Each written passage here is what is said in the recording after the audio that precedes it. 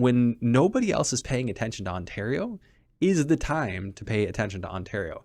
There were no development charges on that. What do you think? Do you think this is going to bring people back to the market? I'm figuring I'm going to get rent. These are brand new units. In other words, your rate of return if you don't take a mortgage is over 9%. And generally speaking, you're getting away without the development charges. And hey, in the meantime, yeah, that's probably a smart move. Welcome back to REI Hot Seat. Andrew Hines here with some news fresh off the press. So if you've been following what's been happening with the HST situation for new builds in Ontario, things have been changing. It started with the federal government taking away their 5% of the HST about a month ago on purpose-built rental product. Well, wouldn't you know it, the provincial government followed suit. And now we're looking at 13% tax gone from new builds. Now, there already were some incentives. So builders were getting back, I believe, about $24,000. And of course, so here's how it works, just the breakdown. When you're a builder, say you were going to build your own purpose-built rental product as a developer, you would register for HST, and then the whole time you're paying your contractor's HST, you're filing quarterly or annual or whatever HST filings, and you're getting the money that you pay in HST back. Well, the way it was supposed to work, or it has worked up to this point, is then once you're done, if you're not selling it, you self-assess the value. In other words, you report this is the value of this unit, and then you pay the 13%. You pay the 13% HST on that amount, knowing that you've gotten your input tax credits back the whole way. So it actually does work out that you're just paying 13% less whatever credit they might give you, if any. So it really wasn't that favorable. And the reason I wanted to shoot this video is think about the change that this will make to the marketplace, because now rentals say they got 10% cheaper to build. So this got my brain working, because if you pair this with the fact that municipalities are now allowing up to 4 units as of right with their zoning with no development charges. So you could convert an existing house and add multiple units. This HST thing won't apply to that. It won't help you with that. My understanding is that it is for specifically new units. So if you're buying a fresh lot that was not used before for anything, and you're putting a house on it, you could skip the HST theoretically. Of course, talk to your accountant. This is not advice. This is just my interpretation of the announcement, and obviously the implementation, it might be hairy. Usually these things don't go that smoothly right off the bat. So here's the theory. My theory is, and I know London will do this because I had asked them. Like, they had back when you just could do one accessory dwelling unit, so you could do a converted second unit. There were no development charges on that. So even if you built brand new, you could build basically a duplex. You're only paying a development charge on the first unit, not the others. Like, let's just say, as a hypothetical, I ran some numbers. What if you could do this with absolutely no development charges? And we can even play around with that, sub in an extra $40,000 for development charges on one unit, and then treat the other 3 as converted units where there's no development charges, which, for those of you who don't know what development charges are, that's just a random charge that the municipality charges you for building a house. In London, it's around $40,000. People ask, what's that for? Well, it's for roads, it's for schools, but don't we have taxes for that? Yeah, it's just on top of that. So anyways, that's my simple explanation. So on the screen here, you'll see I did record a little Instagram video just of the announcement the day I heard about it. I just wanted to get the notice out there, and I asked people, what do you think? Do you think this is going to bring people back to the market? Is this going to make people pay attention to Ontario? Because let's face it, a lot of people aren't paying attention to Ontario right now, which to me makes it a really good time to pay attention to Ontario. So let's go ahead and look at what it would look like if you could build with no development charges and no HST and do a fourplex. So a purpose-built fourplex, effectively a main unit that you might pay development charges on, and then 3 accessory dwelling units. So for instance, Burlington has the as of right up to 4 units now. They've recently passed that. There's several other municipalities, including Toronto, that are allowing this. And generally speaking, you're getting away without the development charges. Now, you're probably going to pay it at least once in most municipalities. So we can go ahead and add that in here. I ran the numbers without it. But so here, let's start with the top. So basically, I'm estimating $250 a square foot conservatively. I think I could do it for $200, just a bare bones basic fourplex. From a construction standpoint, that's all I'm building. So $250 a square foot, 4 units. I'm figuring $650 a unit for square footage to build really nice 2-bedroom units. And I would add about 200 in just general square footage if I had some common area that I had to finish outside of the basement, something like that. So 2,800 square foot is what I'm budgeting to build. That's a $700,000 build, and I would be having to buy this lot, so I have to make some assumptions here. Development charges, we can put something in there. I have it at 0 for now. Design and permit, I'm figuring 10 grand. That's obviously on the low side. We could play with that number too. And then site work, so grading and paving your driveway. I got 10 grand in there for that. I know that's on the cheaper side, but it can be done. So total build costs, I got about 720, including all of that stuff. And if we want to just add in one set of development charges at 40,000, we can. But remember, there's no HST on top of that if this credit does in fact apply. So normally when I'm running these numbers, I'm self-assessing HST at the end and seeing that the deal doesn't work.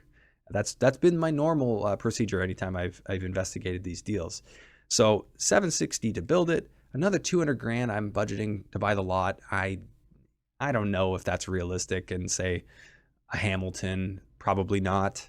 But let's just throw that in there for argument's sake, and we can play with that a little bit. So say you're in for 960. Well, if it is a Hamilton, and I'm in for $960,000, I'm figuring I'm going to get rent. These are brand new units. I'm figuring I'm going to get rent, maybe $2,500, maybe not quite that much, but if it's brand new and it's really well done, maybe I can get that $2,500. As far as the total rent, then that would make it for $10,000.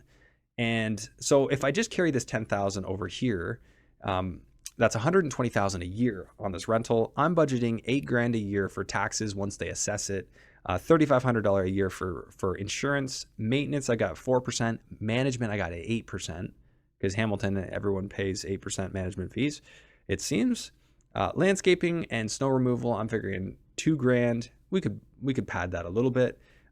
Electric and water, what I would do is this would be a utilities not included type of build, but I probably wouldn't be able to get separate water meters, so I would bill back. I would do a cost recovery on that. So I'm budgeting only $1,000 for utilities for whatever might not be covered by the bill back, their cost recovery to the tenants.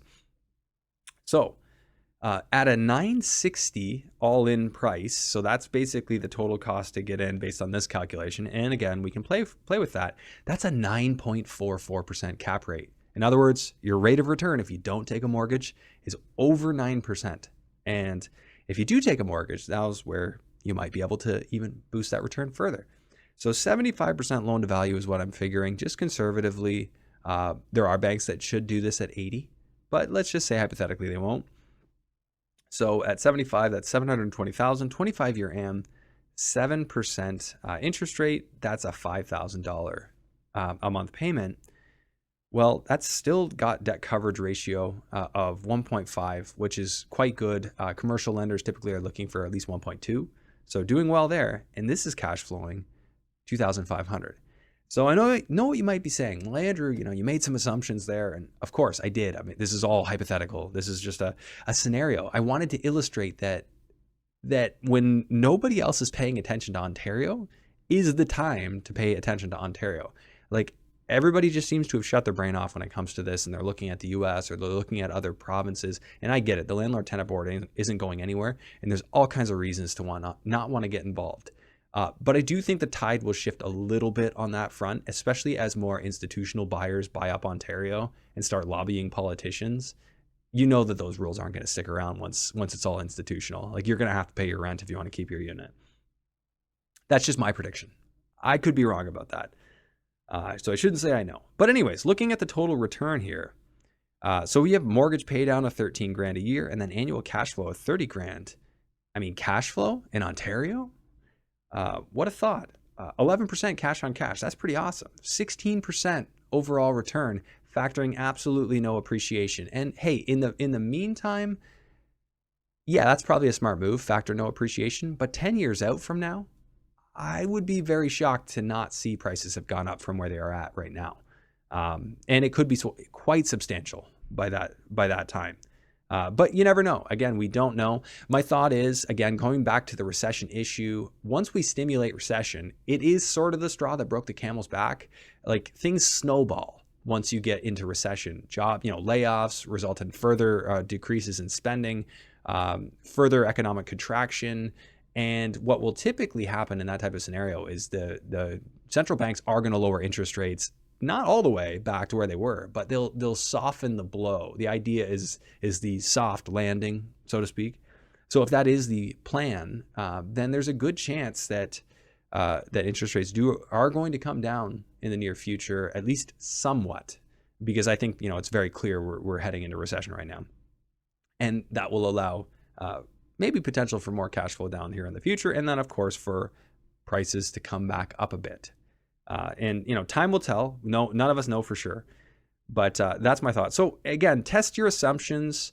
I made some assumptions here. So we got 40 grand in dev charges. What if the land costs you 300,000?